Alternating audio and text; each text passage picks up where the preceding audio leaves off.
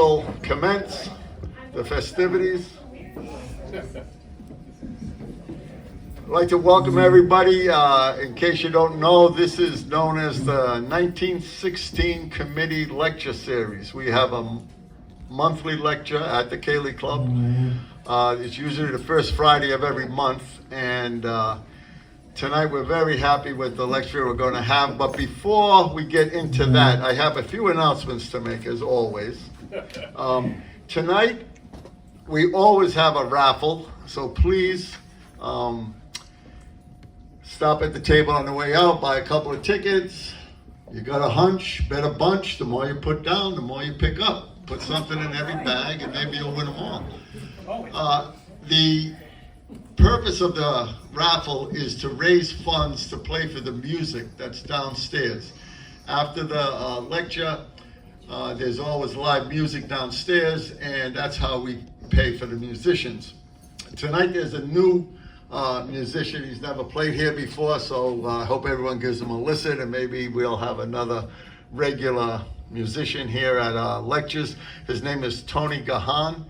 He's from Ireland, and he specializes in Irish music naturally, but he also has a lot of country music that in his catalog. So if you have that's your thing, you can certainly request for him. But that'll be after the lecture, of course. Now, another announcement I got to make is that May 5th, Cayley Club installation of offices and trustees and member appreciation dance here at the Cayley Club.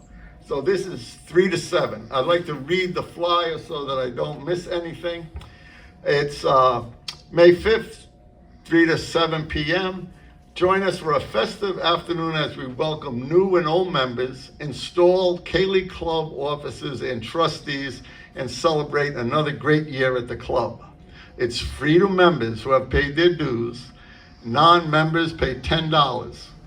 You can also join that day and get in for free if you deduct it from the $50. Children under 12 are free to attend. It's a very family-friendly day. I know we're bringing our grandchildren. There'll be a lot of little boys and girls here out on the dance floor running around like mad people high on Coca-Cola and stuff like that. But that's what these things are about.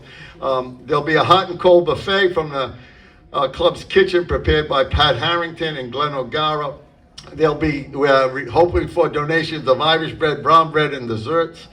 Island, the band, will be playing. If you haven't seen them, it's a treat. They're a great rebel band, great singers, great musicians.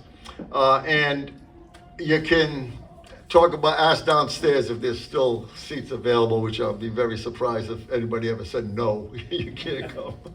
But so that's very important. And, you know, I can't say enough about the Cayley Club. We'd be lost without this place.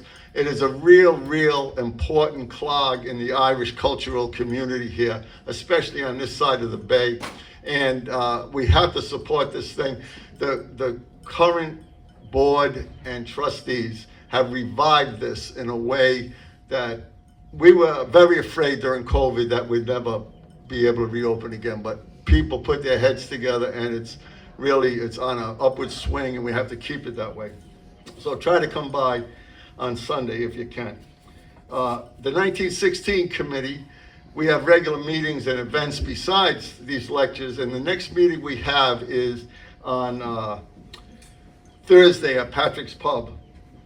And the main thing at that meeting will be a discussion of making plans for our annual hunger strike commemoration. A year ago this month, we successfully raised enough money to build a granite monument down at the Famine Memorial Site in honor of the 10 hunger strikers. They are on that poster there, which the Cayley Club won in an auction against other organizations that wanted to buy it. It's a permanent thing here. It was handmade by a woman out in Chicago. She just gave it to us for cost, and actually we raised quite a bit of money that went towards the monument. So May 5th, the day of the installation dance here is known as Cinco de Mayo to a lot of people. To most of the people in this room, it's known as the anniversary of the death of Bobby Sands, the first of the hunger strikers to die. I'm sure we'll have a tip of the hat to Bobby on Sunday. We have been trying to organize this commemoration for May 24th at the Family Memorial Site where we have our monument. May 24th is the Friday night of Memorial Day weekend, but we're picking that date because there are very special guests going to be in town. A woman named Evelyn McCormick gave a lecture here last November. She is a graduate of and has a master's degree from University College Belfast. No, what is it? Queen's University Belfast. And she graduated from there with a degree in Irish, and she's at a college in North Carolina teaching Irish as a Fulbright scholar. And she came up and gave the lecture. She had such a good time with Tricia MacGyver's kids spending the weekend down in Wesley that she wanted to come back. So, of course, Tricia, who can't be here tonight, who we call her Tricia, her real name in real life is Dr. Patricia Steele. She's at a convention in Dallas, but she's in regular touch with Evelyn, and Evelyn's two sisters are flying over to Boston the day before on the 23rd, and they got these, they're 23 years old, and they got these plans. They're going to do Chicago, New York, Boston. They're going to do Boston for a Red Sox game, but they're going to do 3 days in Wesley, so we want them at a hunger strike commemoration. Their father was 5 years on the blanket in Long Kesh, 15 years as a Republican prisoner. He's from Derry. He can't even come over to visit his daughter in North Carolina. He's on a no-fly list because of his political background. But he is so proud of what his daughter is doing. He's so proud of what we're doing here. He's in regular contact with me and Patricia. And he's just thrilled that they're going to be at the site and say a few words, maybe read something from his books. He's written a book. He learned Irish in prison, and he's written a book of poems in Irish. And he wrote another book called Blank on the Blanket, Prison Resistance A to Z. And tonight on the Falls Road at the Felons Club, there's a book, what do they call, not an opening, a book signing, yeah. And he's first time in public going to release the book, and it is Irish Prison Resistance Literature. And he's collected newspapers from the prisons going back to 1798. I imagine we'll be able to get a copy of it sooner or later, or maybe the girls could bring some over there, I think of it. So anyway, that's why we're trying to do this on the 24th. It's a little bit complicated. We got to have a meeting on the 9th to find out how we're going to have a social afterwards, because the club here is closed for that weekend, okay? Yes? He also gave a lecture. Yes, and Gino, I don't know how to say his name in Irish. He's on Facebook all the time. Everything's in Irish. I got no idea what he's talking about. But Gino gave us a lecture, and he read from his book, and it was just great, So anyway, anyone that has any questions about our upcoming plans, you can see me afterwards. But nobody came here to listen to me, and we're here, and we're very happy to have Dr. Timothy Hoyt to give us this lecture tonight. Briefly, he is the John Nicholas Brown Chair of Counterterrorism at the United States Navy War College. Tonight he'll be just speaking for himself, of course, but he has a history with the 1916 Committee. He must be in the top 3 people who have given a number of lectures here. We connected late in 2019 when another person from the War College had given a speech here. Tim reached out, one thing led to another. In December of that year, we agreed that Tim would be the speaker in May of 2020. And we're all very excited about it, and COVID happened. What can you say? So we had to cancel all sorts of things. But Tim has the honor of being the first Zoom lecture for the 1916 thing. You're South Kingston, you live? Yeah. So he went to South Kingston. And if you think we've had trouble with this thing now, that night was something else.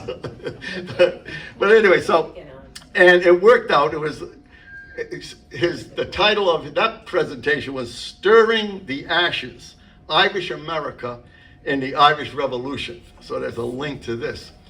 Then Tim followed up again in December of that year, again on Zoom, of course, and the title was The War of Irish Independence, Escalation, August to December of 1920. Then Tim made it live to the Cayley Club in December of 2021 and gave a lecture on the Irish Civil War. He was going to speak in January of 2023, but a snowstorm canceled the event. We rescheduled for February.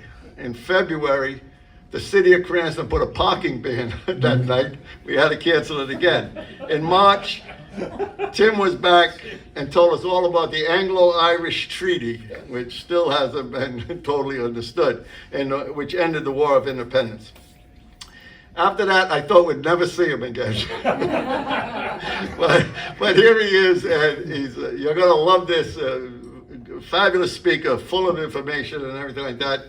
He's told me tonight he's working on a book, and we'll have the book, not opening, whatever they call it, book signing here, among others. Tonight, it's going to be the Irish Revolution and American Diaspora. I never say that right. Diaspora. But this was scheduled for March 1st this year. That's when we were going to do this, when it's winter and there'd be more people here and everything. But we got a call from Scott Malloy saying we got a conflict because there was another lecture the same night at Providence College. And we reached out to Tim. He graciously postponed. He couldn't do it until tonight is the first time he had the availability. So please, let's welcome him and be followed by questions and answers.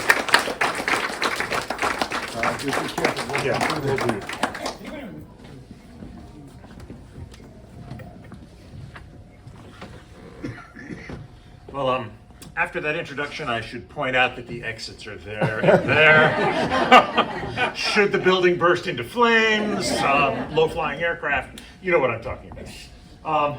Okay. Originally, I was going to title this something about Irish Americans. And one of the wonderful things about doing academic work is that you often find yourself doing new things and learning new things and new ways to look at things you thought you understood really well.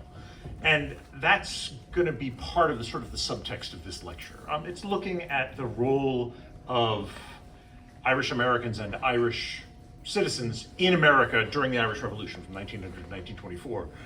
But one of the things that I've discovered in doing the research that was so interesting is that it's not really clear that people thought of themselves as either Irish or American at this time. This period at the beginning of the 20th century, you begin to see a sense of American identity that affects the Irish population in America. But many of the people in America think of themselves as Irish, and they don't see the Atlantic Ocean as a barrier. They see themselves as part of a greater sort of transnational nation. But at the same time, you can begin to see the impact of America coming into the world and how that affects the diaspora. Now, the reason I started this project was actually I was supposed to present this in South Africa this summer, this past summer, for a project on the Irish diaspora that's run by an Irish academic who is in Natal, South Africa. And unfortunately, I wasn't able to travel there. So it's this curse that I have with your lectures. It's omnipresent. I seem to walk around in a black cloud. Now, let me see. Maybe the best way to do this. So anyway, the way I'm going to approach this, in some ways, this is a story of 5 men. Because the number of people who were profoundly influential in the most radical elements of both the Irish population and the Irish American population, there weren't very many of them, and they were closely linked in this period. And those people are John Devoy, and I'll talk about each of them in just a minute. John Devoy was born in Ireland and then spent most of his life in America. He came to America in 1871. He got back to Ireland briefly for 2 one-year periods. But other than that, spent the rest of his life in the United States. Thomas Clark was born in England, moved to Ireland, emigrated to the United States, went back to England and spent 15 years in prison, and came back to the United States, became a US citizen in 1905, and then went back to Ireland in 1907 and became the first signatory on the proclamation of the Irish Republic over there. Not many people know he was an American citizen. And that was one of the things that got me started thinking about what is Irish America? How does this evolve? The earlier generations, they all think of themselves as Irish, but by the early 20th century, new cultures are forming on both sides of the Atlantic. And I think that's something that's worth more explanation in the future. Judge Cahalan from New York, Joseph McGarity from Philadelphia, again, major figures in radical Irish nationalism in the United States in the early 20th century, and Eamon de Valera, who was born in the United States, even though we think of him as quintessentially Irish. Each of these people had roots in both Ireland and America. And each of them played a critical role in the emergence of a new Irish state, the Free State, which later becomes ERA, which later becomes the Republic in 1948. So it's a tale of mixed nationality. It's a tale of change in America to a certain extent. America is beginning to engage with the world, and as it does that, it can no longer be as sort of insular and inward-looking. And that creates tensions in both domestic and politics and in foreign policy between the Irish-American community and the US government. And that's especially important in this story. Another thing, very briefly as an introduction, a way of thinking about Irish nationalism, because there are many forms of Irish nationalism. One way to think about them, and this is kind of a traditional way, is to think of them on this bottom axis. Some Irish nationalists believe in physical force and that violence is either a part of or the only way for Ireland to achieve some form of independence.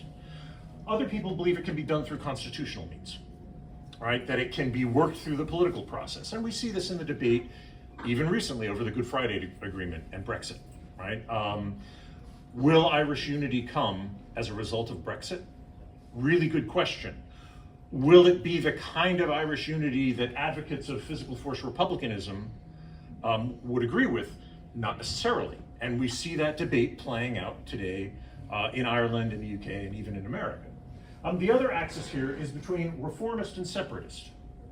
Some forms of Irish nationalism want a separate Ireland. It may be some of Ireland, it may be all of Ireland, but they want to be distinct and separate from the United Kingdom and the British Empire. Others were willing to accept, again, often through constitutional means, a degree of self-determination while still maintaining a connection with the British Empire. And this is the eventual outcome of Ireland's War of Independence, is the Anglo-Irish Treaty, which gives the Irish Free State dominion status like Canada. So it's a part of the British Empire, but it has a lot more autonomy, both in domestic and foreign policy. Again, that was very controversial in 1921. Not everybody agreed with it, which is one of the things that led to the Civil War. The people I'm talking about, though, are down here at this extreme end, right? There aren't a lot of people who believe this. In Ireland, they tend to be adherents of the Irish Republican Brotherhood, which is a secret society that exists from 1858 until 1924 and is dedicated to complete independence from British rule. It wants to do it through violence, and it seeks to create an Irish republic that is separate from the British Empire. At the same time, in 1858, an organization called the Fenian Brotherhood is set up in the United States, in the Irish community in the US, which has the same goals and motives. It is replaced eventually in 1867 by a group called Clan na Gael, which again is a secret mobilizing society that works towards an Irish Republic and stays in existence again until 1924 and 1925. And there are offshoots that may still exist today. Other things that happen here advance the cause of Irish nationalism. I'll refer occasionally to the Home Rule movement, which was an attempt through constitutional means for Ireland to gain autonomy within the British Empire. Think of the status of Scotland today in the United Kingdom.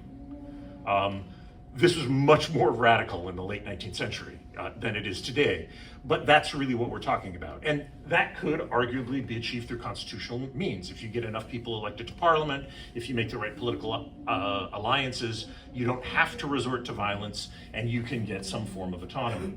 There are other, you can see the drift of Sinn Féin as a political party from when it was formed in 1905, when it was largely constitutional. And then after the Easter Rising, it becomes less and less constitutional and more separatist. And that continues into the Civil War. The Land League is an interesting other organization and movement in Ireland, which carries out localized violence, but it does it for political reform. The Land League isn't seeking to overthrow British rule, it's seeking to establish tenant rights in Ireland while Ireland is still part of the empire. So there are a lot of different movements that are important during this period. I'm mostly going to, again, focus on that sort of lower left corner. John Devoy.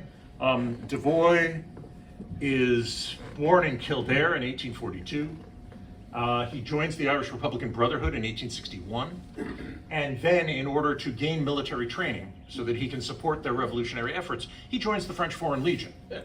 And he goes off to the French Foreign Legion for a couple of years and serves as a garrison soldier in North Africa. He comes back, he gets involved in organizing the eventual revolution, which is planned pretty much from 1863 to 1867. Every year, one of the leaders of the Irish Republican Brotherhood says, this is the year, and then they can't pull it off. But he is involved in it all the way up through 1867 when he's finally arrested. And then very controversially, he pleads guilty in court. Many of his compatriots refuse to recognize the court itself. He pleads guilty. He's released and paroled in 1871 in a mass release of prisoners. And 5 of them sail on a ship called the Cuba. They sail back to the United States, where he goes into exile, basically for the rest of his life. He joins Clan na Gael in the 1870s. He's the leader from 1875 to 1881. He gives up the leadership. That guy who takes over, he ends up not liking. And so there's this brutal and vicious series of inner clashes in Clan na Gael in the 1880s and 1890s. Devoy eventually asserts control again in 1900 and remains in control from 1900 until the end of the Irish Civil War. At the end of the lecture, I'll show you his epitaph in the London Times, which tells you basically everything you need to know about the guy. Thomas Clark, born in 1858. His father's a sergeant in the British Army. So he's born in England, he moves to Ireland, he emigrates to New York, and then he joins a terrorist campaign that's being run by offshoots of the Fenian Brotherhood. These guys are called the Dynamitards. They're led by Jeremiah Donovan Rossa. They have discovered that you can make TNT in your basement. And so he goes over to England to start blowing things up, and he's caught almost as soon as he shows up in England. And he does 15 years of very, very hard time.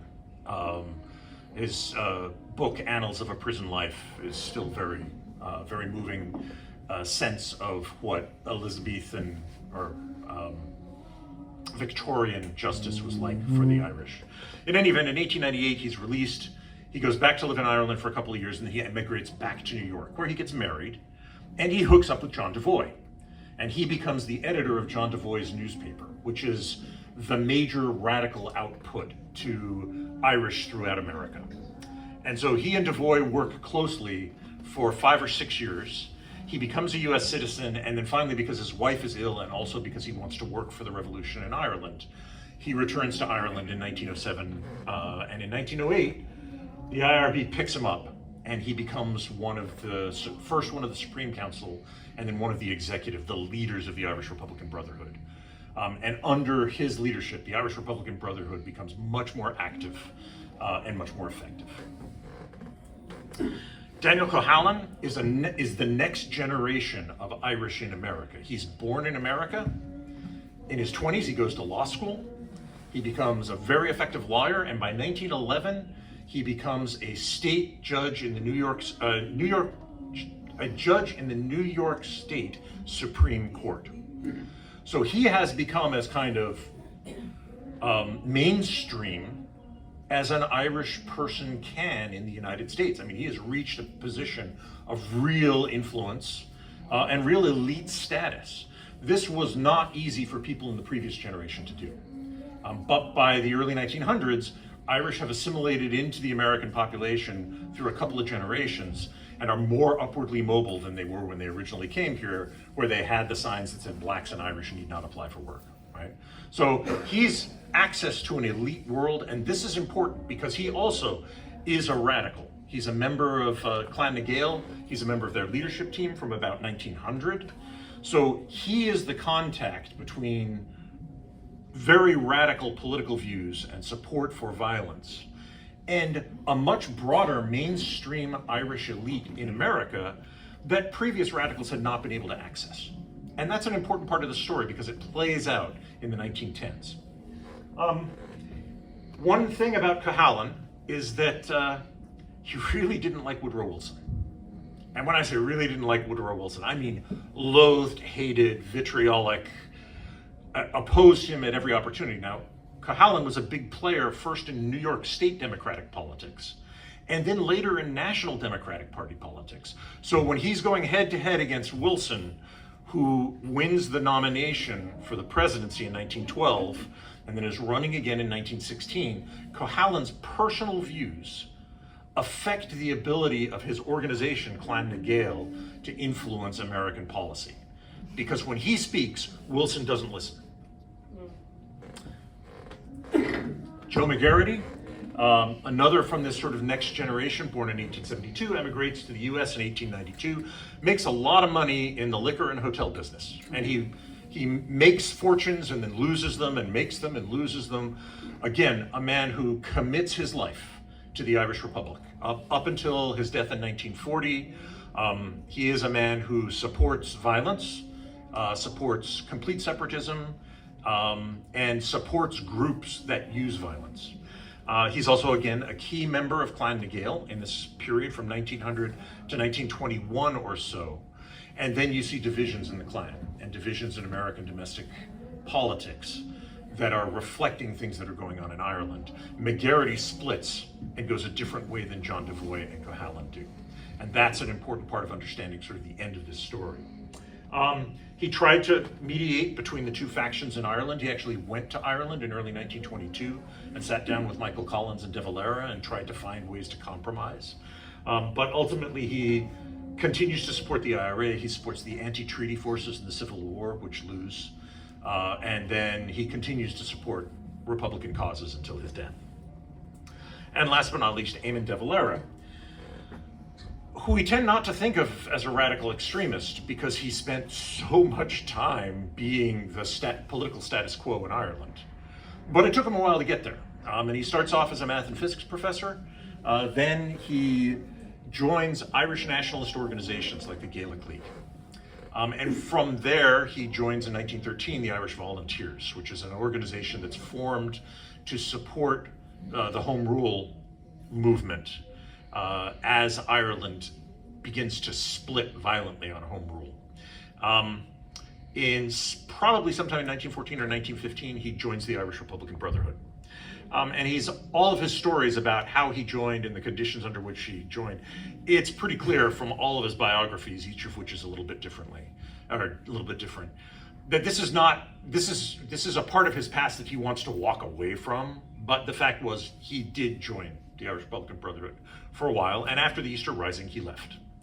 In 1917, he is elected both president of the new Sinn Féin party, which is emerging in Ireland, and president of the Irish Volunteer Organization, which becomes the Irish Republican Army.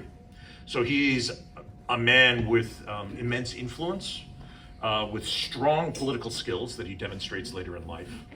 And he is one of the senior surviving commanders of the Easter Rising. So he has a gravitas, and he's older than many of the emerging leaders. That gives him a sort of a gravitas that allows him to become a leader and to weather some very tough times in the 1920s. He opposes the treaty. He's largely sidelined in the Civil War. He forms the Fianna Fáil party in 1926 and goes back into politics. And then he serves as Prime Minister of Ireland 4 different times, and then is elected President of Ireland twice. So politically, he's the dominant figure in politics in the Free State and later the Irish Republic. Now, talk a little bit about Irish America. There were already Irish people in America before the Revolution, but they were mostly Scots-Irish, which means immigrants, Protestant immigrants from Northern Ireland. There weren't that many Irish Catholic immigrants to the Americas until much later. And that really starts happening because of the Great Hunger, the famine, from 1845 to 1852. 1 million people roughly leave Ireland. Maybe as many as 3/4 or 80% come to America eventually. Very, very large numbers. And again, they're viewed at the time, they're not widely accepted in American society. American society at that point is much more Protestant, and this is a wave of Catholics, many of whom don't speak very much English, who are coming into cities. They're not widely accepted by American society. One of the things that helps them get accepted is the American Civil War, because 150,000 Irish serve on both sides in the American Civil War. Put that in comparison, about 200,000 Irish serve in the First World War. So this is a big contribution to the war effort on both sides. And this helps get Americans integrated more into American society, at least initially, and accepted as more regular members of society. By 1900, you actually have a really interesting circumstance where there are as many people born in Ireland in the United States as there are in Ireland. Yeah. Because of immigration. Immigration rates are so high. The population of Ireland in 1841 is about 8 million, give or take. The population of Ireland in 1900 is about 4.4 million. That's the result of 1 million deaths in the famine and then persistent immigration, much of which again goes to the United States.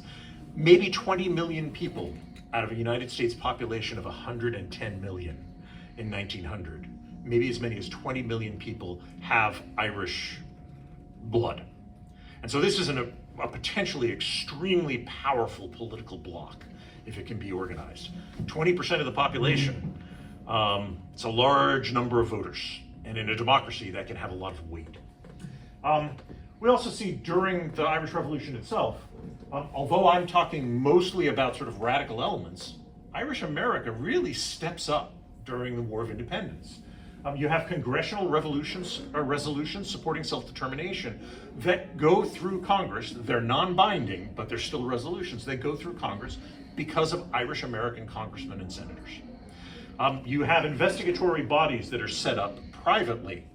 The American Committee on Conditions in Ireland holds public hearings in 1920 and 1921 condemning British repression in Ireland, and they hold these hearings in Washington, D.C.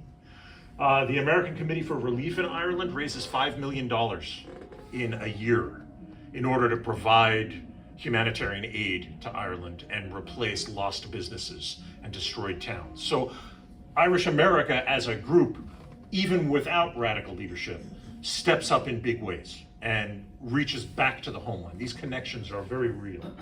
And in 1924, the United States is the first state to extend diplomatic recognition to the Irish Free State. So the first people to be friends with Ireland is America, and that makes a certain amount of sense given all of this background. Now, the roots of Irish radicalism also are in the famine. The Young Ireland Revolt in 1848, which is a miserable failure, is a number of young people revolting against British rule, trying to get the whole nation to rise up, and it just doesn't happen. So in 1858, I talked earlier about the Irish Republican Brotherhood and the Fenian Brotherhood. These are formed almost simultaneously. They have some leadership overlap. The leaders in both cases are former members of the Young Irelander movement. They are thinking about how to spark a revolution that would cause and create an Irish republic. And the model that they're thinking of is some of the stuff that's happening in Italy, where Italian republics are emerging. And they're also thinking of the French Revolution and hoping that somehow they can spark a mass revolution. They try and do that in 1866 and 1867, and it fails. And it fails for a bunch of reasons, but they're reasons that are important because they come back later. The first is Irish and American leaders don't coordinate very well, and in fact, each, on various occasions, tries to take over the other wing of the movement. So you have the Fenian Brotherhood trying to take over the Irish Republican Brotherhood, and then the head of the Irish Republican Brotherhood flees Ireland in 1865, comes to America, and tries to take over the American Fenian Brotherhood and combine them. These don't work. In addition, you have leaders in America get divided and can't figure out whether they should go for Ireland, which is a long way away across the water, or whether they should just invade Canada, which they try on 3 or 4 separate occasions from 1866 until about 1871. If you cross the border near Toronto, you can see plaques in Canada memorializing the fact that, hey, we fought a battle here against a bunch of Irishmen, and then they went back to Detroit. So, again, you're splitting resources, you're splitting focus. The potential solidarity of the group and the potential advantages, which include a lot of Civil War veterans with guns, they're eroded because the groups can't coordinate. Clan na Gael is formed in 1867 with the idea of fixing that. We have to reestablish this relationship, we have to make it more efficient, we have to make it more effective. And Devoy basically takes it over in the early 1870s and works really hard at this. They reestablished the alliance with the Irish Republican Brotherhood in 1873.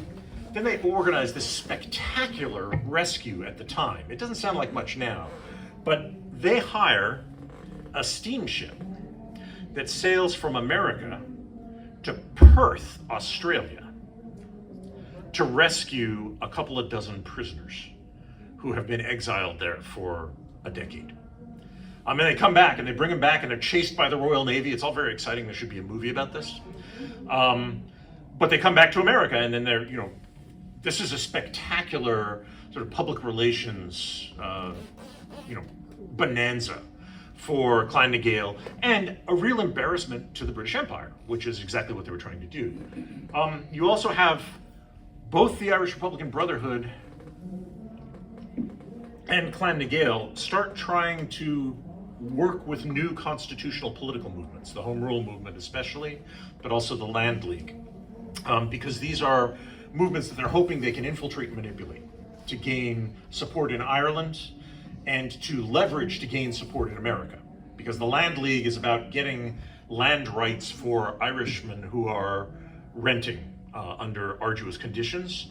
That's very popular in America. It gets a lot of donations. So people are trying to figure out how do we merge our preference for violence, our belief that violence is going to be necessary, with this idea that we may be able to get a lot of mileage out of non-violent movements, and how do we synchronize them? That, in a nutshell, is something that every Irish nationalist movement has been facing since 1867.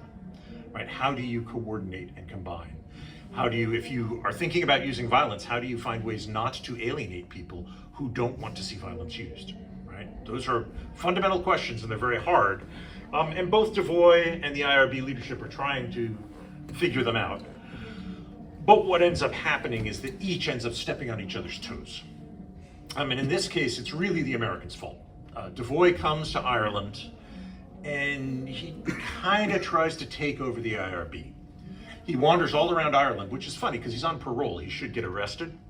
The British know he's there. They just choose not to arrest him. But he wanders all around Ireland. He takes a census to find out who in Ireland is an IRB member. He visits like every district in Ireland. Tries to put American military commanders in charge of the IRB. Now, in 1881, Devoy, for personal reasons, steps down from Clan na Gael, and a guy named Alexander Sullivan takes over.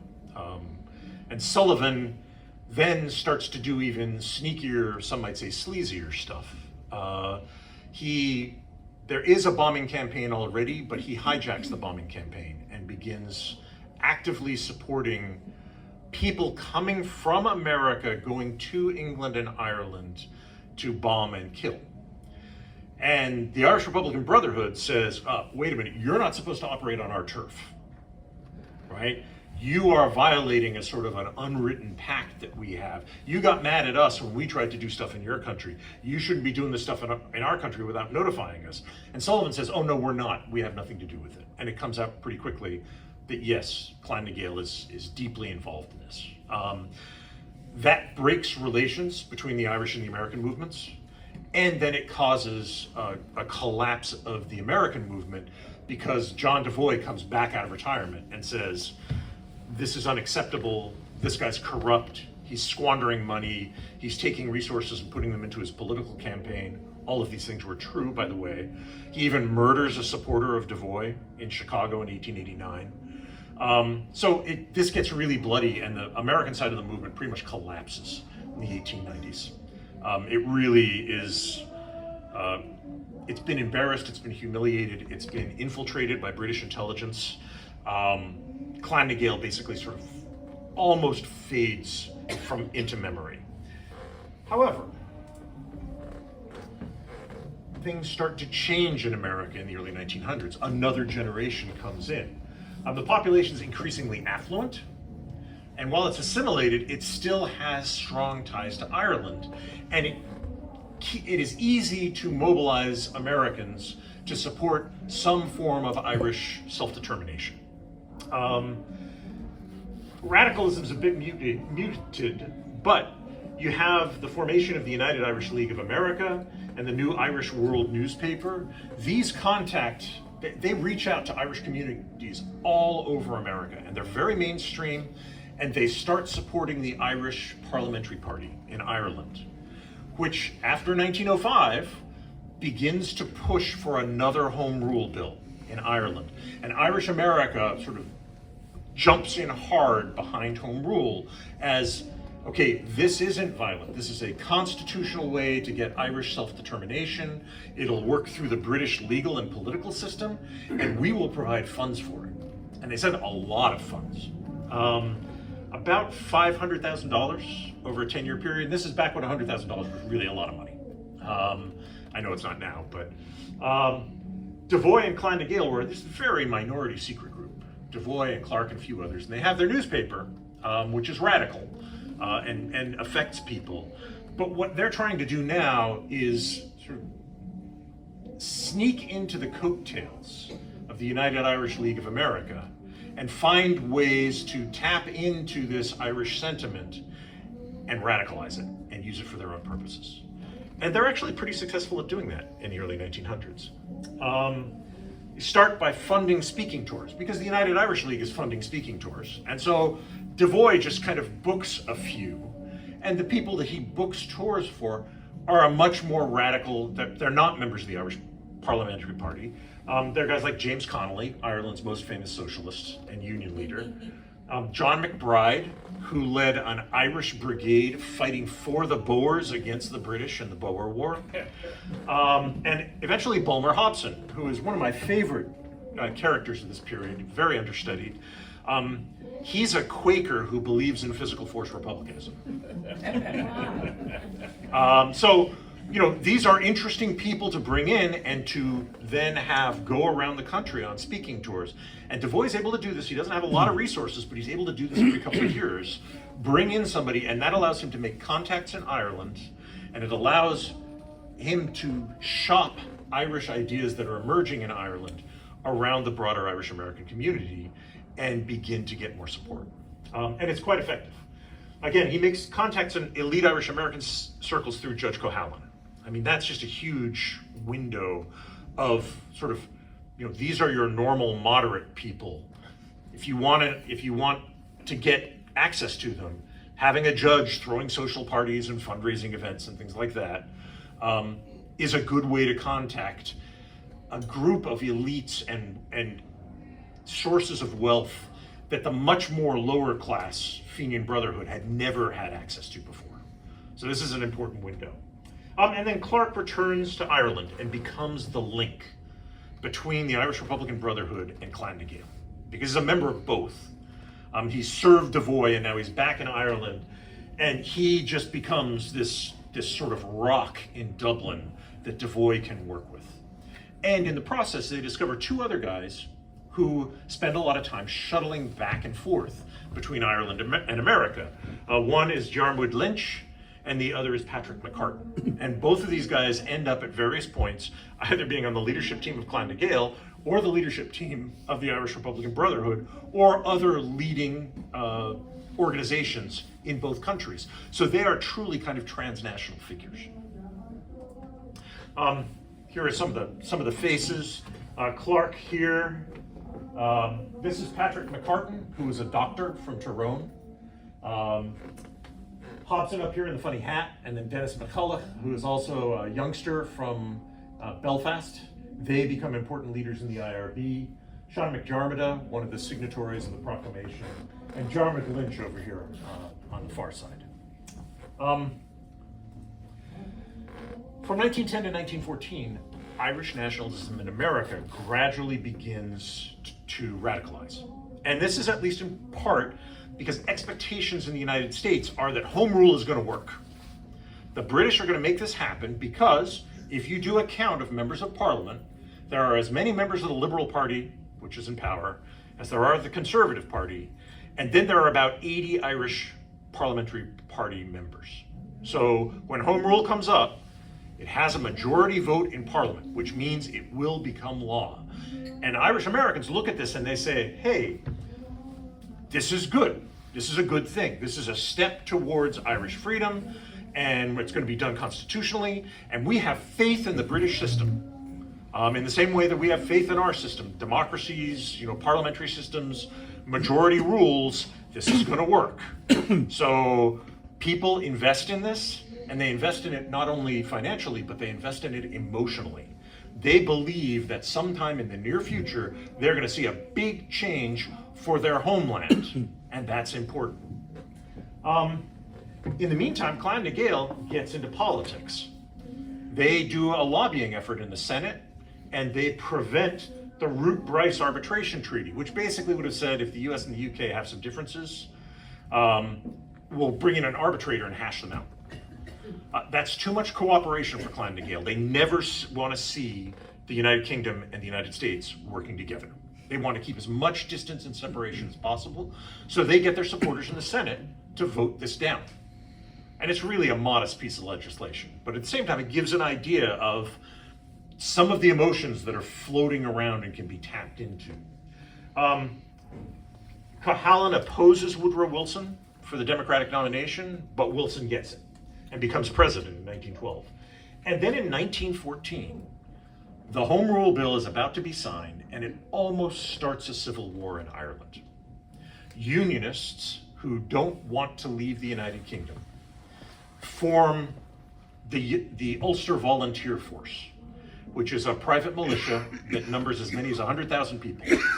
And then they run guns in from Germany to arm themselves. And they say that they are so loyal to the King of England that they will fight the armies of the British Empire in order to avoid having Parliament enforce a law. It's a pretty complicated debate, but it's backed up with a lot of firepower.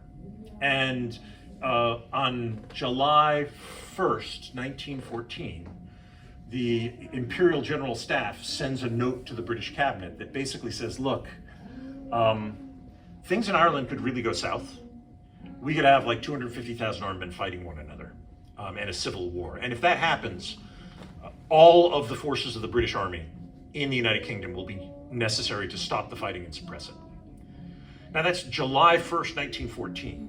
On June 28th, Archduke Franz Ferdinand had been killed in Sarajevo, and Europe was spinning into crisis where it looked like you might have a major war. And the General Staff is saying, unless we get a handle on this Ireland thing, we might not be able to participate in that war. We won't have troops available to do it. And as a result, there's a desperate effort at compromise, which involves partition. It's not very well articulated at this point, but some of the counties of Ulster will be allowed to opt out, These are backroom deals that are being made with the head of the Irish Parliamentary Party. And when the details leak, people get angrier and angrier because, again, they feel like now the British government isn't following its own rules. The majority said Ireland, all of Ireland, would have home rule. And now they're changing the rules. And this makes people in Ireland angry, and it makes people in America angry. Clan na Gael becomes the driving political force now, because the Irish League of America collapses. It has invested so much in home rule, and then home rule fails. And so this broad, mainstream, sort of middle-class movement literally vanishes from the table. Its newspaper, the Irish World, comes out and condemns everybody. The only leaders who are there to pick up the pieces are the guys in the lower left hand of that box that I showed you earlier. These are now the most influential people in Ireland. And they're quite radical. And they begin creating organizations that will push American policy towards Ireland in a fundamentally different direction. It's really a pivotal moment.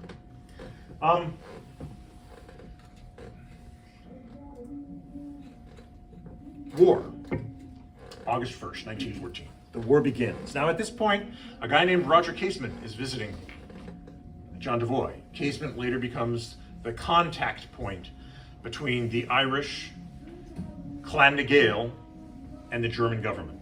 This is the start of the Easter Rising, is Roger Casement being there in late July and early August. Devoy doesn't really like Casement. He thinks he's a little crazy. On the other hand, he serves an important purpose, and he is willing to go to Germany and make the connection. And so in this period, Britain says it's fighting for small nations, grants home rule with partition, and then revokes it till the end of the war. And then the head of the Irish Parliamentary Party in September comes out and tells all of the Irish volunteer force that you should enlist in the British Army. And that's the last straw in both Ireland for many, and in the United States for even many more. So the Klan sets up a revolutionary directorate composed of the guys I pointed out earlier: McGarity, Devoy, Cahalan, and for a while John Keating of Chicago to sort of broaden the geography. You have a lot of other Irish-American connections, right? I've already mentioned Clark, mentioned Connolly and John McBride. There's a stream of visitors. Even in the war, Joseph Mary Plunkett visits en route to Berlin in September 1915. The unique strength of Clan na Gael is that it's in New York, and America is a neutral country. And the way that Irish rebels contact Germany, you can't contact it directly. So they send couriers on ships that go between the United States and Ireland. Those couriers meet with Devoy and the leaders of the Klan. They work out policy. That policy then is transmitted either again through courier or through telegraph from the German consulate to Berlin. So Clan na Gael becomes critical in the planning and the operational concept behind the Easter Rising. Without it, the Easter Rising does not occur. That's how important it is. This is a major and very sophisticated operation. I talked about McCartan and Lynch. So in August already, the Klan is holding major demonstrations in America against support for the British war effort. In September, the IRB and the Klan, both independently and then in a coordinated fashion, make contact with the Germans and plan for a rising with German support sometime during the war, because they figure that the war is going to start and it may go on for a while. The Irish volunteers split, and about 11 to 12,000 form a separate body which is dominated by the IRB leadership. And this is the body that eventually rises up in the Easter Rising in 1916. These efforts accelerate in 1915. You have more meetings. They make formal decisions to hold a rising, to set up a military committee that will raise funds and organize for the rising. They don't tell the leader of the IRB when or where the rising is going to be, because apparently he has no need to know. This is one where Thomas Clark and Sean McDermott keep everything close held, because the lessons Clark has learned is that security is more important than anything. You can't tell anybody who doesn't need to know. And that keeps the secret for a long time. Devoy sends $100,000 to Ireland in 1915 to help organize the rising. Again, that's big money back in the day. By January 1916, the IRB Supreme Council approves a rising, but they don't ask for when the date is. Now, Clan na Gael has known for a year that the date is going to be Easter 1916, because they're that close to Thomas Clark, and Clark doesn't think that the rest of his compatriots need to know all these details. It's hard to run covert operations when nobody knows anything. But on the other hand, if nobody knows anything, it's really hard for them to get released either. And the rising does, by and large, come as a big surprise to everybody. In the meantime, Clan na Gael is preparing the American home front for this. And this is something that is often missed. They hold an Irish Race Convention, March 4th and 5th, 1916. This is 8 weeks before the Easter Rising. But what they're trying to do is they're trying to get people of the Irish race all around the world to act as a non-national nation, a nation without boundaries, that all Irish people will cooperate together, and one of their priorities is going to be Irish independence or autonomy. They create a group called the Friends of Irish Freedom, which gets tens of thousands of members, and they're of a much wider range of class and levels of society than anything that the Klan has ever been able to pull off before. And this is at least in part because what the Klan's doing is it is trying to create an organization that it dominates, but doesn't dominate obviously. 15 of the 17 members of the executive board of the Friends of Irish Freedom are members of Clan na Gael. But it's not Clan na Gael, it's the Friends of Irish Freemen, and the guy who's in charge is not a member of Clan na Gael. So it's a very sophisticated operation. There's 2,000 delegates there. Only 4 members at the Irish Race Convention have any idea that there's going to be a rising in April. Right? So this is a very sophisticated organizing operation that's trying to bridge across a lot of different parts of the community in America. And then at the end of April, you have the Easter Rising. This is the military committee of the Irish Republican Brotherhood at the time. These guys all signed that proclamation. Only 2 of them haven't had contact with Devoy, Eamon Cant and Thomas McDonough. All the others have had extensive contact with Devoy. So that gives you an idea of A, how closely held this is. There's only 7 involved in the leadership. And B, how close the connection is between the Irish and the American wings. Now, as we know, the rising fails, leaders are executed.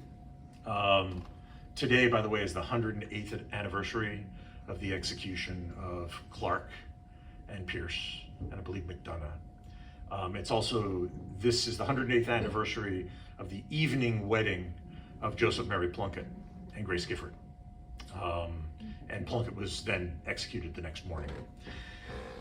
So the executions radicalize Irish American opinion, and Irish groups try to pressure President Wilson to intervene.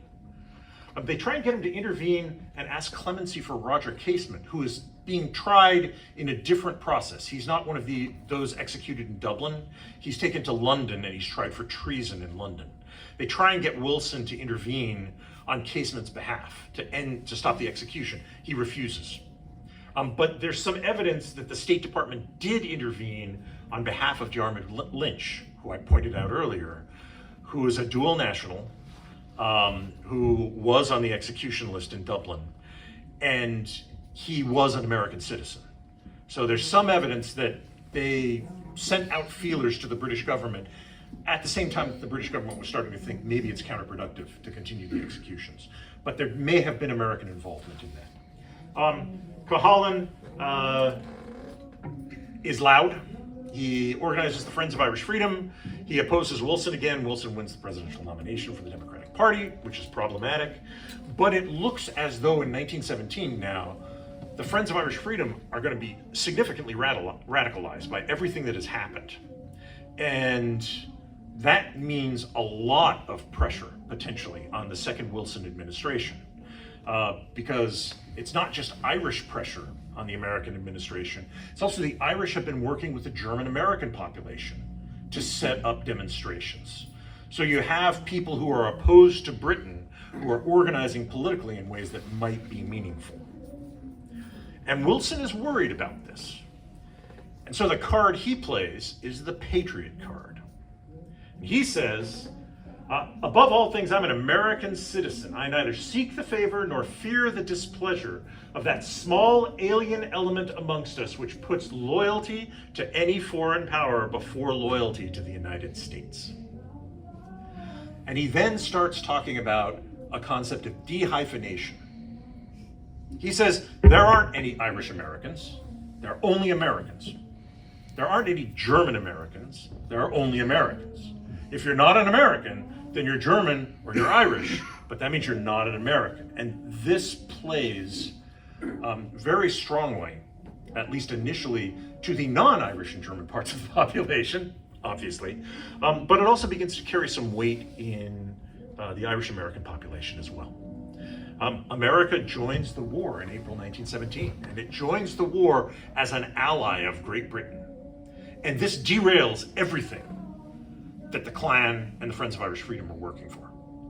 Because they want to push the Americans not to cooperate with the British in any way, and now the British are allies of the United States in a war against Imperial Germany. And it just completely crashes the program. It's an unpredictable factor, one of those externalities, but just at a time when the Irish American community was gaining much more weight and leverage in theory than it ever had before, it gets completely derailed by the declaration of war. And now they have to basically duck and cover.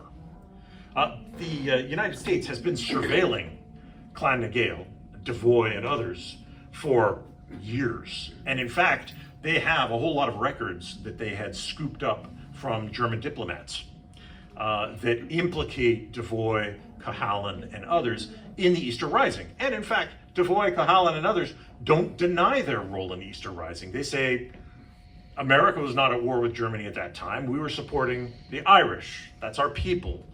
We have nothing to be ashamed of.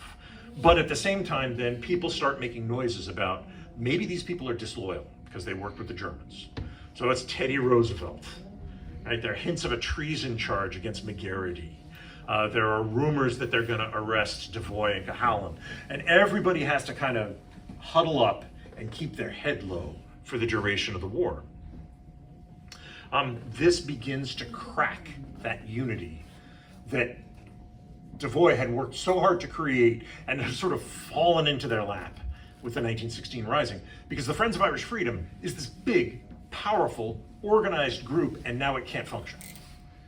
Which means there's space for other groups to get into the Irish community in the United States. And other groups begin to form. And the most important of these is the Irish Progressive League. This includes Liam Mellows. It includes Hannah Sheehy Skeffington. These are people who are basically in exile from Ireland because of their role in the 1960 rebellion. But they are also both pretty far to the left for Irish politics and very far to the left for American politics. Irish Progressive League immediately, in the minds of most Americans, becomes socialist. And socialist is a bad word in America in 1917 and 1918. I mean, we're talking Eugene Debs, we're talking the Wobblies, we're talking, a sort of a visceral fear of that concept in America that is much starker than it is in Europe. This doesn't really help coordinating the Irish movement. And in fact, Mellows and Sheehy Skeffington hold a big demonstration against Irish conscription in May. They make a lot of noise. At one point, Mellows is yelling at Irish Americans and saying something to the effect of, if you're not doing anything, we're all just dying and you guys are useless. none of which is really true, but he was angry and he's quoted, and it doesn't make the Irish part of this joint effort look better. It actually makes it look worse. Mellows actually does harm in the United States. Key dispute is a kind of a traditional one. Is this about self-determination or is it about the Republic? And this is an important debate in 1918 because it's not really clear where Ireland's falling at this point, right? The war is still on. Sinn Féin sort of said that it might want a republic, but after a republic was declared, then they would choose the form of government that they thought was most appropriate. I mean, that's actually in the Sinn Féin Constitution of 1917. It's very murky waters, right? Sinn Féin's a big movement. Not everybody's a Republican. Self-determination is actually a clever term, and Devoy grabs it, and so does Cahalan. It's the term that Wilson is using. Wilson is saying, we're going to Europe. Why are we going to Europe? Well, we're going there because we need to bring self-determination to these empires. Well, for the Irish, self-determination is a good thing, right? That falls into the bucket of things that Irish nationalists want. But this debate is unresolved in the United States. In Clan na Gael, even at the highest levels of leadership, there are divisions. Should we go all in for the Republic, or do we want to maintain kind of more flexibility and approachability and connection with Wilson if we can, and maybe with the League of Nations, which are talking about self-determination? I mean, that's a very useful term. They can't decide. And that division leads to much more, eventually, cracks in the American network. In 1918, at the end of the war, British government has to hold an election. So they do in December. Sinn Féin wins 73 out of 105 seats in Ireland. And in early 1919, they set up the Dáil Éireann, and they announce a fealty to the Irish Republic that was established by the martyrs of 1916. So you have this Irish kind of government which is committed to a republic, and now they start sending envoys to the United States to get US support. And the most important envoy they send is that tall guy, Eamon de Valera, right? The president of the Irish Republic, which is not really what his title means, but he kind of took it on and eventually he owned it. He goes to America for 18 months in the middle of a war that only lasts for 30 months. So most of the war he's in America, and he's trying to gain American support and American financing. And here he is. You can see Devoy over next to him, and the rest of these guys, Lynch over on the left as you look at him. The rest of these guys are kind of upstanding Irish American citizens who de Valera wants to appeal to for financial support. But this does become kind of tragic. Devoy believes that the Irish side of the movement needs to sort of stay in its own yard. Now, this may be partly because he got burned in 1879 and 1880, but he's very serious about this, and he's said it all along, that the two groups should cooperate, they should coordinate, but one cannot be subservient to the other, because each is working in a different milieu and has different strengths and weaknesses. And there are things that America can do with money that the Irish can't, right? Money in politics in America may affect American policy towards the United Kingdom, which may ultimately affect United Kingdom policy in Ireland. That's something that money spent in Ireland is not going to have the same effect. It can be spent for something else. But Devoy's kind of saying, look, let's both play in our area of comparative advantage. That is not how de Valera sees his role. De Valera says, I am the president of the Irish Republic. That means the Irish nation. That means I should be telling you guys what to do and you should be helping me. One leader, one movement. The economic resources that these guys are pulling up are really substantial. Remember, I talked a little bit about, $500,000 for home rule over like a 10-year period. Well, the Friends of Irish Freedom raised $1 million in about 6 months. All right, and then the next year they raised $5 million in a year. To put that in comparison, Michael Collins runs a loan program in Ireland, which makes about £350,000 at $5 a pound. It's like 1.7 million and change. Right, so America's providing 4 or 5 times as much money as they're able to get in Ireland. So this is a major, major target, and De Valera wants to control it. The problem is he's kind of ham-fisted in his diplomacy. He doesn't really know how to speak to the Americans very well. At one point, he makes this terrible speech where he says, well, you know, British policy towards Ireland should be like American policy towards Cuba. You don't even have to know what our policy was towards Cuba in the early 20th century to know that's just a bad look, right? And it scares all the leaders of Clan na Gael because they think this guy might negotiate away the store.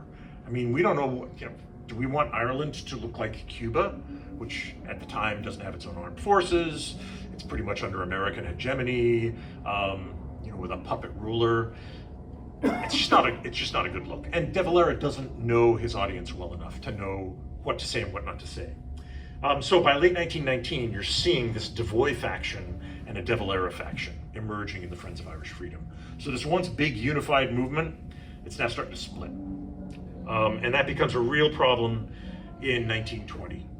Devoy writes this to Harry Boland in September. Harry Boland comes over to be De Valera's assistant. Before Harry Boland came over to America to be De Valera's assistant, he was the president of the Supreme Council of the Irish Republican Brotherhood and Michael Collins' closest friend and helper. This is a guy who's really tied into the more radical elements of Irish and Irish American politics. And Devoy is just saying, look, you can't come over to America and think you know more about it than those of us who live here do. These are separate places. You can't come over here and just pitch. We're all Irish, you need to support me. You have to know how to deal with Americans, and especially deal with Americans in different geographies. McGarrity's strong in Philly. Devoy and Cahalan are strong in New York. There are others who are strong in Chicago and in San Francisco. If you don't know those nuances, you won't get the best out of the movement. Boland and De Valera don't listen, and they decide they're going to take over the Friends of Irish Freedom. And it really comes to a critical point. Again, nuances of American politics. 1920, you've got conventions for both the Republican Party and the Democratic Party, because you've got a presidential election coming up. Cahalan and Devoy have a common policy that they're going to use, that they believe they can get both the Democratic Party and the Republican Party to put on their party platforms that they support Irish self-determination, right? Now, you know, these are subtle little things, but they're still big things in both domestic politics and in foreign policy. De Valera steps in at the last moment and interferes with both and says, no, I've got a better proposal in both cases. And the result is that neither party says anything about Ireland because they can't agree, and they look at the Irish community and they say, you don't even know what you want. So we're just going to leave this off the platform this year. Now, that's leverage that any American president could then have used with Britain once he comes into office, and it's not on anybody's party platform. Friends of Irish Freedom has 275,000 members by late 1920. I mean, it's a big, big movement. It has a lot of potential weight, and De Valera splits it.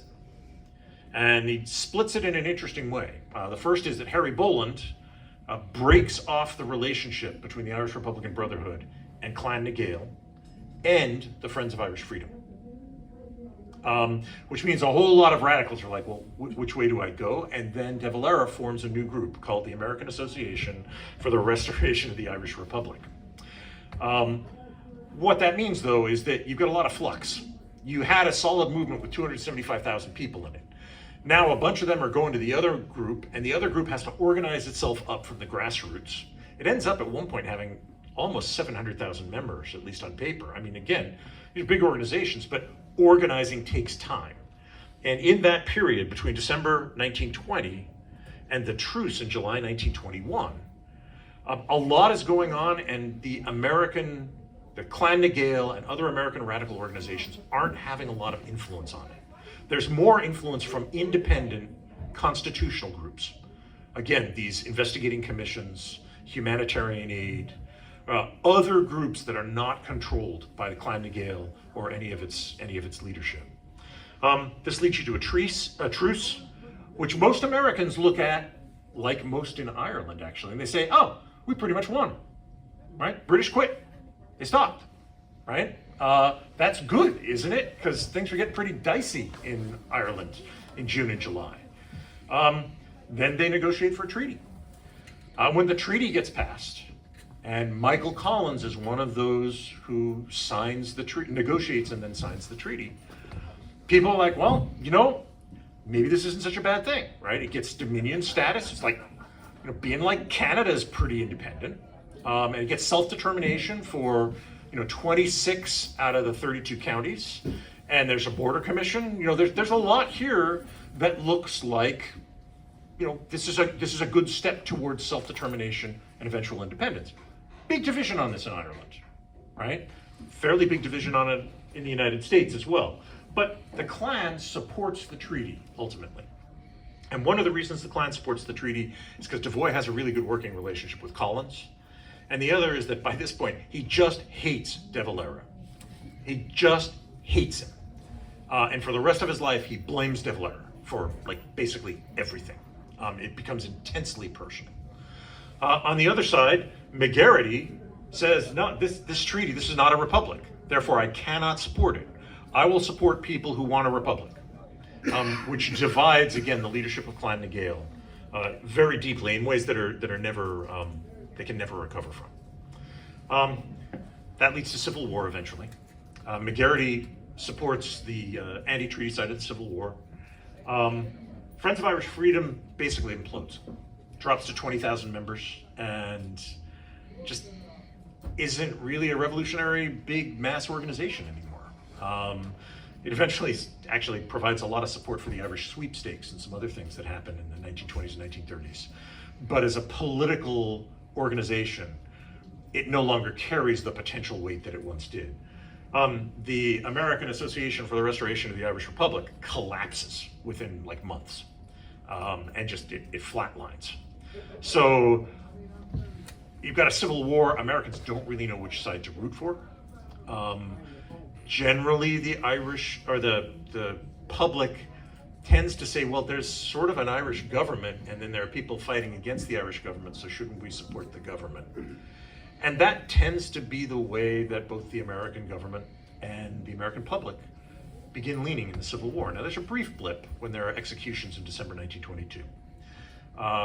But for the most part, the American public, the American organizations kind of detach from this. Again, with the exception of a sort of a very small core, including guys like McGarity, that still continue to provide guns and ammunition and supporting eventually another violent struggle for Irish independence. After the Civil War, within a year, the US government recognizes the Irish Free State. Just says, fair enough, you look enough like a state to us, we want to have a good relationship with Ireland, this is a good thing to do. So what explains the limits of Irish American support? I think there's some interesting questions here. But the one I think that matters the most is domestic leadership and unity. Right? When the Irish American organizations are working closely together, they can get a lot done. And what's happening from 1914 to 1916 is really relatively astonishing in terms of the amount of potential influence that the Irish community can begin to have on American foreign policy. And the one thing that derails it is this externality, America getting involved in the First World War. If that hadn't happened, it's not clear how how Anglo-American relations would have developed, but it would have been a rockier path because of the strength of the Friends of Irish Freedom and the fairly dramatic shift towards a more extreme position by the Irish public after the Rising. Second thing is coordination between Irish and American leaders. When it's tight, again, they do very well. And the pinnacle here is the run-up to the Easter Rising. I mean, it's not quite a finely honed machine because it's hard to finely hone a machine when you have to use people on tramp steamers to communicate. But the Irish leadership in New York is working very closely with the Irish leadership in Dublin. And that matters a great deal. And it creates opportunity and it manages to keep a fairly complex plan secret to the point that it comes as a surprise not only to many in the British government and in the American government, but also within the Irish rebel forces themselves. They have no idea what's going on. But that shows what can be done when the Irish and American sides support one another. And then we see later the unraveling as the Irish and the Americans begin to try and either impose their will on each other or go in different divergent paths. You see the strength of Irish American groups begin to erode very, very quickly within a matter of sort of a year. And that is a crucial bit. The last thing is external events in politics. I teach about war for a living, and one of the things that we always tell people is, look, once a war starts, a lot of unpredictable stuff happens. And that's true in politics as well. The collapse of home rule, the British could have solved this thing in 1914 if they just said, no, we're gonna have home rule. They could have solved this thing probably in 1917 if they'd said after the Rising, we're gonna grant home rule right now. We want to diffuse any possible repercussions. There were lots of ways that they could have managed this, and they played it very, very poorly. World War I, the Treaty of Versailles. There are opportunities here for things to happen that just don't. The American delegation, the Irish American delegation that goes to Versailles, kind of fumbles the ball.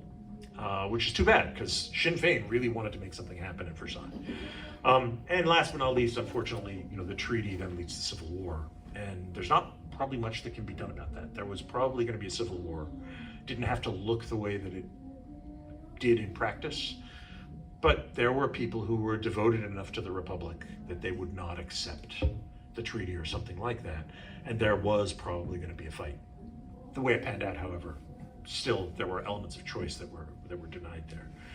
But overall, I think the interesting thing, the thing that I really enjoyed as I was doing the studying was figuring out, wow, these people really have different visions of where they sit in the world than we do today.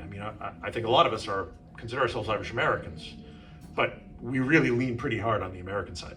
We're citizens of the United States, and since there is an Irish state, the level of intensity for many people in the idea of Irish self-determination has waned, because there is a body that represents many Irish people as an independent state. In 1900, none of that existed. Irish Americans, many didn't know how they fit into America, and they felt very Irish. And there was no likelihood of an outlet for Irish nationalism or self-determination without at least possibly considering force. And that's what drove these men. Took them to where they got, and helps explain how Irish history then emerges in the rest of the 20th century. And this is Devoy's London Times obituary. The most bitter and persistent, as well as the most dangerous enemy of the country which Ireland has produced since Wolfe Tone. I think that's a largely accurate judgment. He had an enormous impact, both in America and in the United Kingdom. And they were deathly afraid of him. So with that, I'll leave you just with a thought about what Irish America really was in the 20s and where we go from here. And take any questions you have on this or anything else. I really appreciate your patience.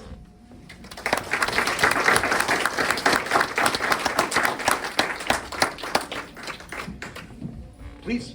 Why didn't the United States step in to with the leaders of the uprising? Thomas Clark, did you say he was born in the United States? Yes. I don't understand why they didn't step in then. Yeah. Great question. I think in the case of Clark, he's the leader. His name is first on the proclamation because technically he is the president of the Irish Republican Brotherhood, which means according to that organization's constitution, he is the president of the Irish Republic de facto. That's why his name is above Patrick Pearse's.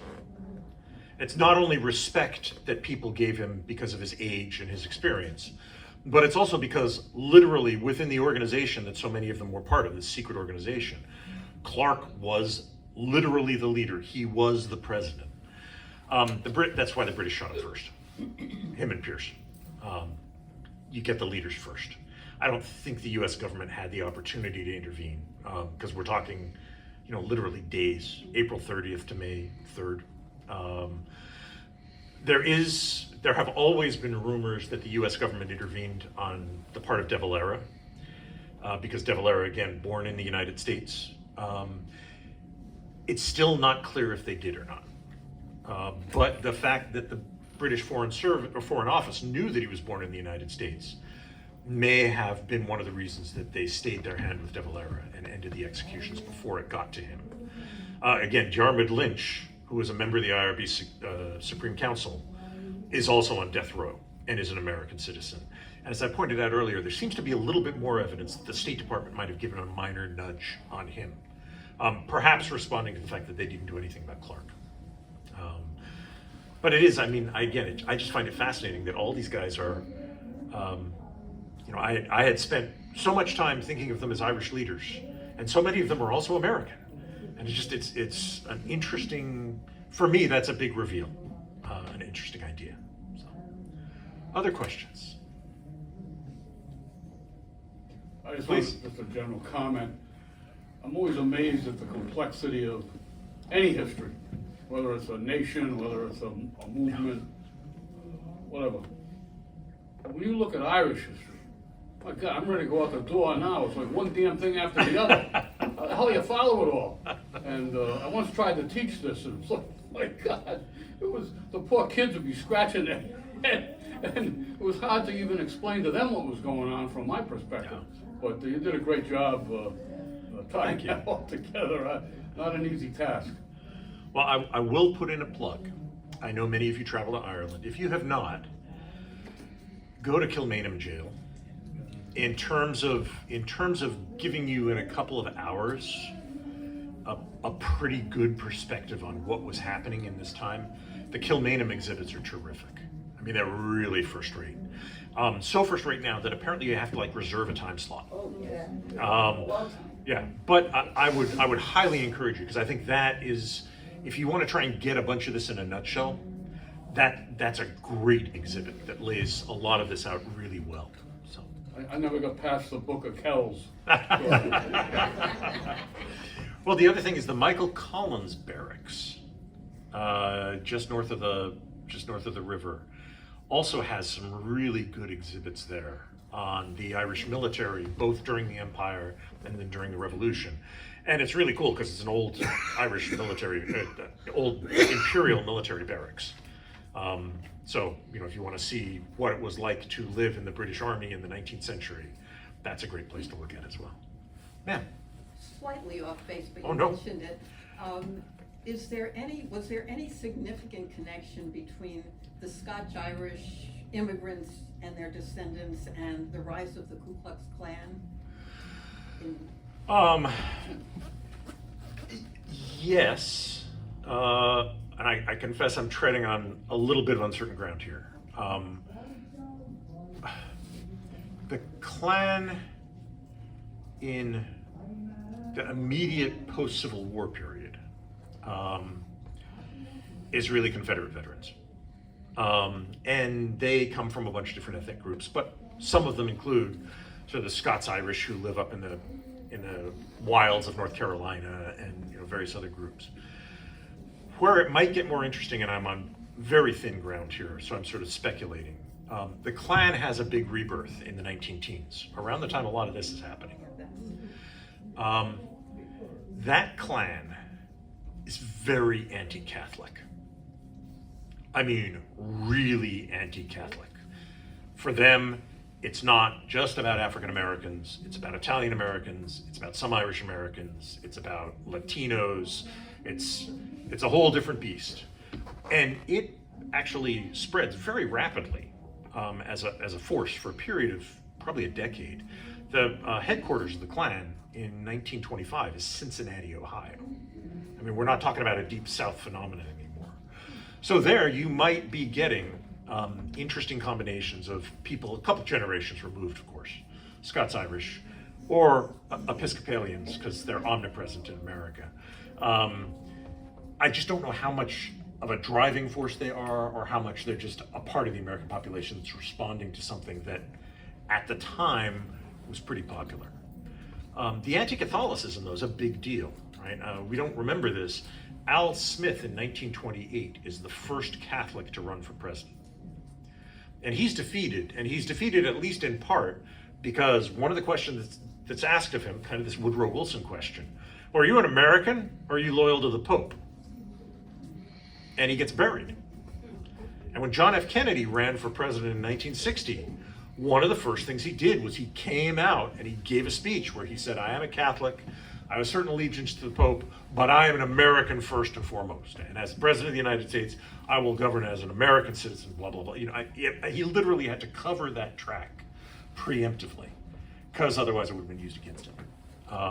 So it's been, we tend to forget some of these things, but especially in the 20s, that was a really big issue. So, Jim? Yeah, I'd like to say that was amazing that you put together there. Yeah, and I've read the books and everything, but I can't help but feel how history repeating itself and how untrustworthy the British are in any way that they promise. Like, so we can talk about the hunger strikers over there. They were lied to, they were promised things, and then denied. Yeah. And you're talking about visiting Kilmainham jail, which is inspiring and everything like that. The Brits, they knocked down Lon Kesh because they knew it would become a similar kind of monument. Yeah. And then 2 days ago, they passed a law in Parliament that there can be no more investigations of state collusion, which is responsible for thousands of deaths, including the Dublin Monaghan bombing, which happened in 1974. They still haven't freaking investigated it. And, you know, it's just, I don't have any question about the physical force movement when you're dealing with people like that, you know, and violence is bad, but violence kind of rules the world, you know. It's just horrific, but, you know, and still to think there's 6 counties still part of the United Kingdom. But I really appreciate this. You got to keep coming back there. Well, I'll be glad to. Well, one of the things I will say is that it's easy to attribute sort of vast malevolent brilliance to the British Empire. But that often isn't the case. I mean, often they are just knuckleheads. And no, I mean, seriously, right? I mean, while on the one hand you have to look at it and say, wow, this is an organization that's been around for a really long time. It has designs on various parts of the world. It's still trying to carry them out. I got that. On the other hand, you look at what they did at the end of the Rising. You know, many governments, including probably the American government, after something like that, would have shot a bunch of the leaders.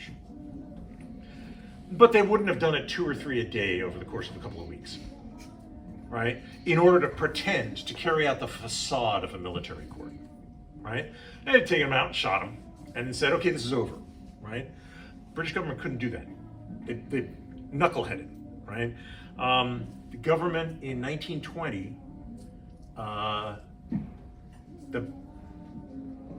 there's a possible peace deal on the table through Archbishop Clune, with Michael Collins and Sinn Féin and some others. And Lloyd George goes to the British Army and he says, well, you know, how long do you need to fix this thing? And they said, well, will you give us martial law? He said, yeah, I'll give you a martial law. They said, oh, 6 months. He said, 6 months? He said, 6 months. He pulls out his tablet. He says, it's December. That means we'll hold the election in May. That's how you got the May 1921 election.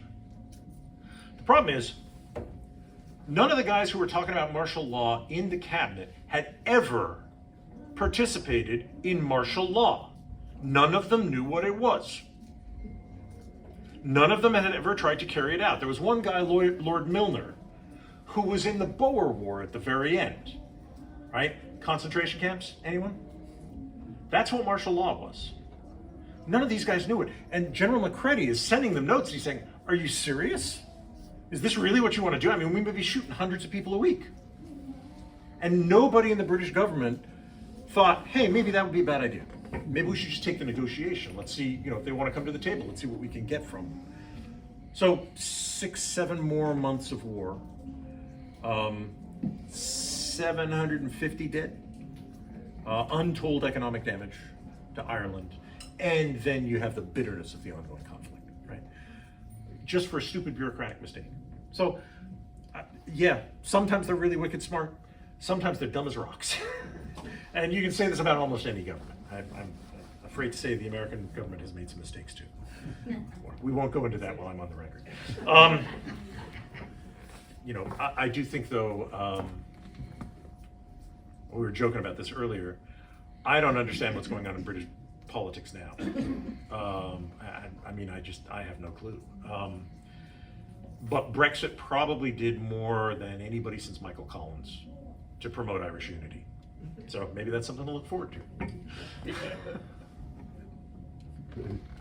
May I say one more thing? Oh, please. I just want to give this man credit.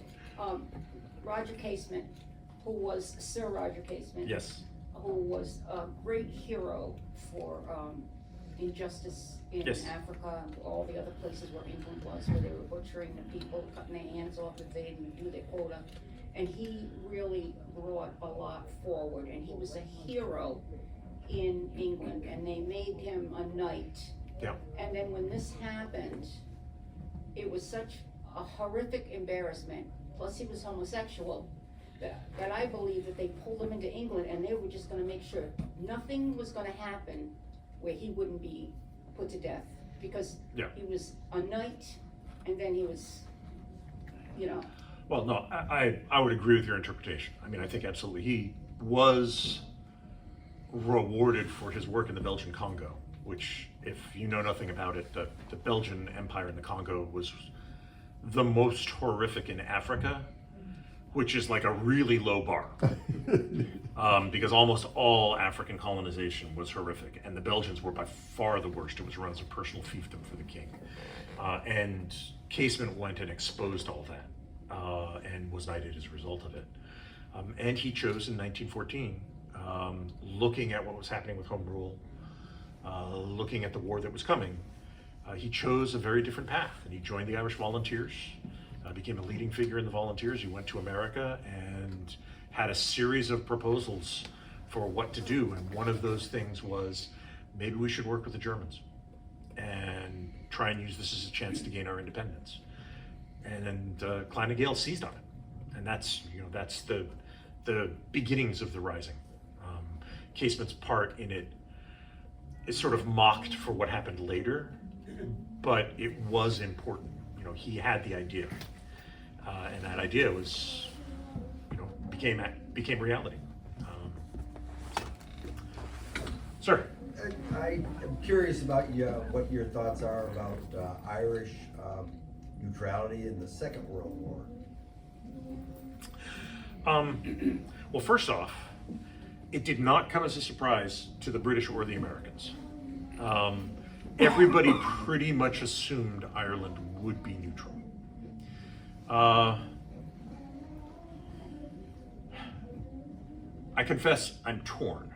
As a political analyst, it's not hard for me to see that, this is a new country, had just had a major constitutional change in 1937, had a very harsh relationship with Britain.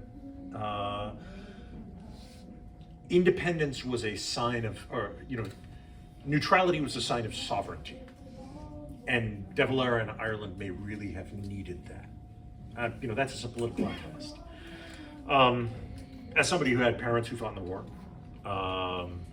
somebody who knows a great deal about what was going on in the Second World War, I wish they weren't neutral. By being neutral, moving supplies, protecting convoys was more difficult. But the middle ground between those two positions is what De Valera actually did, which is poorly understood. He cooperated with the Allies to an enormous extent. If a German flyer went down in Ireland, they were interned for the rest of the war. If an Allied flyer went down in Ireland, they got put on a train over the border to the north. There was a lot of cooperation, both covert and overt, lots of military intelligence cooperation. So what De Valera was trying to do was to play as much as he can, as much as he could to the right side, while doing what he thought was necessary for his country. And that's what leaders do. So I'm just not sure I can either condemn or applaud it, but I can understand it. And that's kind of the way that I sort of work with it and see where he got. The one really embarrassing part, of course, is that he sent condolences to the German embassy after Hitler committed suicide. You know, which again, if you want to appear strictly neutral, that's what you do to an embassy when a head of state passes. But yeah, he took a lot of grief from that, including from Winston Churchill in one of Churchill's radio addresses. But you know, again, I think we underestimate how much support Ireland gave to the Allies, all under the radar. But 60,000 Irishmen fought in the British Armed Forces, and they were enabled by the Irish government. So that's kind of interesting. The questions? Anything else? All right. Well, thank you so much.